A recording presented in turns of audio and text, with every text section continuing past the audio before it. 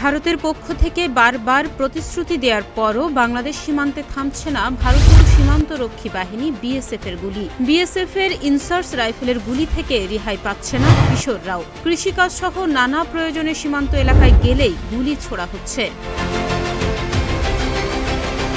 সপ্তাহের ফেরে আবারও সীমান্তে নিহতের ঘটনা ভাবাচ্ছে বাসিন্দাদের। ঠাকুরগাঁওয়ের বালিয়াডাঙ্গি সীমান্তে বিএসএফের গুলিতে শ্রী জয়ন্ত কুমার সিংহ নামে এক বাংলাদেশি কিশোর নিহত হয়েছে। এ ঘটনায় আহত হয়েছেন তার বাবা ও আরও একজন।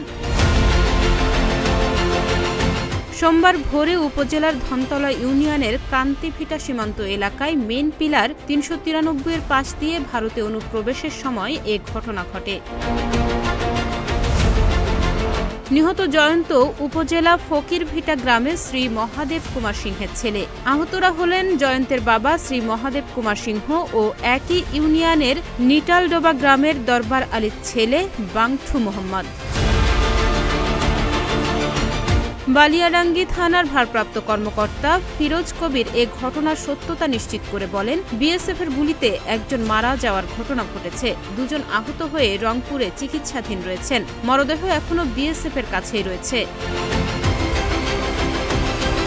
ঠাকুরগাঁও ব্যাটালিয়নের অধিনায়ক লেফটেন্যান্ট কর্নেল তানজির আহমেদ ঘটনার সত্যতা নিশ্চিত করে বলেন, এমন একটি ঘটনা ঘটেছে, মরদেহ ফিরিয়ে আনার প্রক্রিয়া চলমান রয়েছে।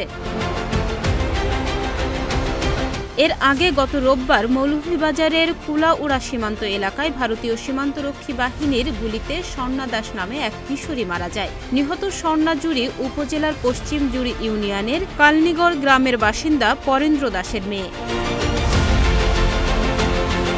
মা সঞ্চিতা রানী দাসের সঙ্গে কিশোরী স্বর্ণা দাস কুলাউড়া উপজেলার লালারচক সীমান্ত দিয়ে চূড়ায় পথে ভারতে আত্মীয়ের বাড়ি যাচ্ছিল। এ সময় বিএসএফ তাদের লক্ষ্য করে গুলি চালায়। এতে স্বর্ণা ঘটনাস্থলেই মারা যায়, তার বুকে গুলি লাগে। কিশোরী স্বর্ণা দাস জুড়ির নিরোধ বিহারী উচ্চ বিদ্যালয়ে ৮ম শ্রেণীতে পড়ত। পরে বিএসএফ তার লাশ নিয়ে যায়। ৩ সেপ্টেম্বর ভারতীয় কর্তৃপক্ষ স্বজনদের কাছে তার লাশ হস্তান্তর করে। নিহত স্বর্ণা দাস জুড়ির নিরোধ বিহারী উচ্চ বিদ্যালয়ের ৮ম শ্রেণীর ছাত্রী ছিলেন। ডেস্ক রিপোর্ট, প্রতিদিনের বাংলাদেশ।